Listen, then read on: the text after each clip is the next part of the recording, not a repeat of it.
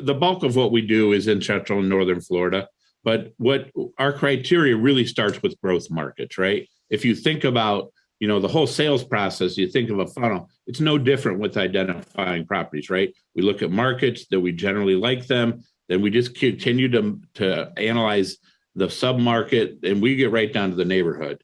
And what we're looking for is growth that's diversified, that's not dependent on one employer or the military. We don't like, to buy something right outside a military base, because all it takes is Congress to change one law and your whole investment is worthless, right? We try to get that diverse. We don't want to locate right next to Disney, right? That's not a good situation if you have a pandemic, right? No, we don't. We're not planning for another pandemic. But the point I'm making is we like to look at every single risk that we know exists, and we do everything we can to mitigate those risks. And we really get in the weeds when we talk about mitigating that risk, because we're looking at different types of employers and different types of industries, because that revenue stream matters. And we always stick to good neighborhoods. Early on in my career, we went to the tougher neighborhoods. But my friend, I'm telling you, that's a tough road to hoe.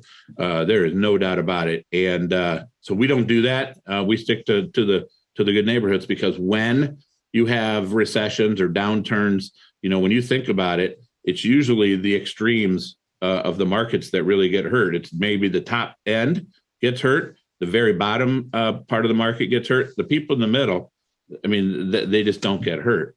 Now, in our market, for example, think about Central Northern Florida, right? They're building like crazy in that market. It's fair statement. But what they're building is all A stuff. They're not building BC stuff.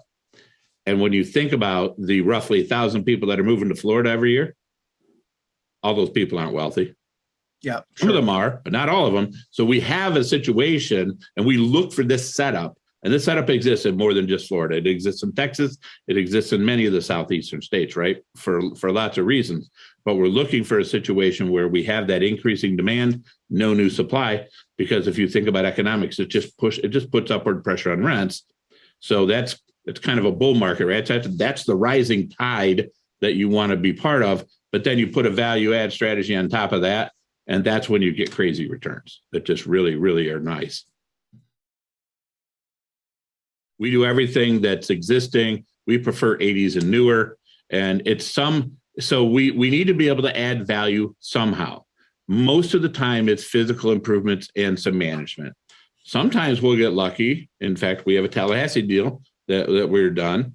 That one is mostly management. It's a little bit physical, mostly management, just because the seller didn't manage the rent roll properly. He did a bunch of improvements. It's just what he did. He did his business plan. It was very effective for him, but he left that meat on the bone for us. So that particular property is one that's an anomaly that's in our fund, but it's mostly management there. And since November 1st, I think we've moved the rent roll like $7,000 a month or $8,000 a month on a little 84 unit property, believe it or not. So first of all, after 20, 25 years, you've been in the business a long time. When you walk a property, you don't need to spend a lot of time on the property to just understand how it is being run, right? I can walk onto a property and I know if there's duct tape behind the walls. I know what kind of things I'm going to find, right? So that's step one when we develop our offer and everything else. And that's one of the reasons that sellers like to work with more experienced people, because the seller knows this guy, he understands what he's got here, and he's not going to come later with all these supposed surprises that he didn't know about, because there are no surprises really. So now we get to our true DD. We walk all of our units. We use our own people for all that stuff, but we do rely on outside people in a consultative way to sign off on roofs, to sign off on, breaker panels and things like that. I mean, we are the steward of someone else's money. And I'm not an electrician, right? I don't want to have a potential situation where I've got all these Fed Pacific panels in a property and I didn't know it because somebody painted over it and I didn't know how to recognize it, right?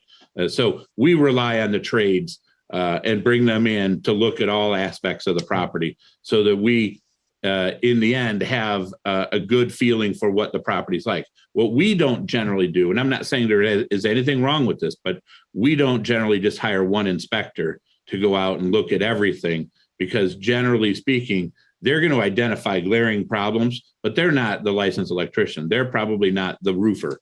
they're probably not the licensed plumber and so on. So we tend to go right to those trades directly because that makes the most sense. And that allows us to, if we already know something is potentially an issue, we're going to really hyper focus on that. And we may have 1 or 2 or 3 roofers out during DD because, one man's opinion is one man's opinion, and we want to make sure we get a good cross section. So we tend to be conservative, as you would expect. 65, 70% is where we tend to hang out. We don't, we'll do bridge loans, but we're careful. We want to make sure we have built-in extensions in our bridge loans. That's really important. We like to manage the interest rate risk.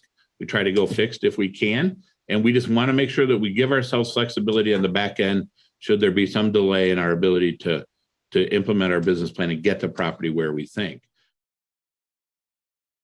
Now, just a little, I probably could have talked about this before, but, back in the DD time or back reverse to the time before we write our LOI, one of the things that I see a lot of people not doing, and that is spending an enormous amount of time upfront, really understanding the rental market, right? And go out, we use Yardi to get our initial set of reports, but we don't rely on their rents because they're late, they're delayed, they're never right.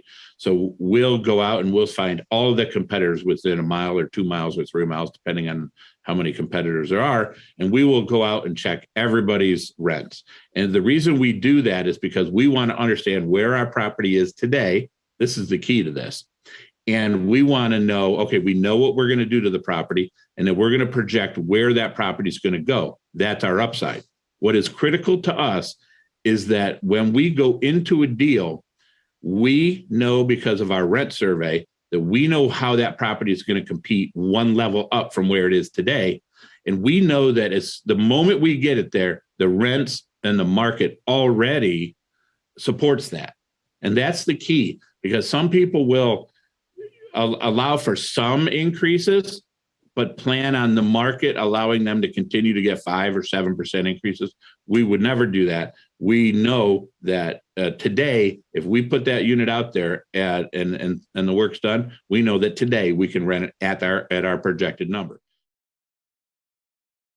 What really happens then is we usually beat that number. That's the objective, is to beat that number. And then after our initial value add, our rent projections on renewals are like 2% increases, which is, I go back to conservative, right? We're doing everything we can to mitigate the risks up front, and we're doing everything we can to show our investors the most conservative case that we can, because then when we do over deliver, it's obviously a much better conversation to have than the alternative. If you like the content that we've shared here, please be sure to subscribe to our channel and hit the bell.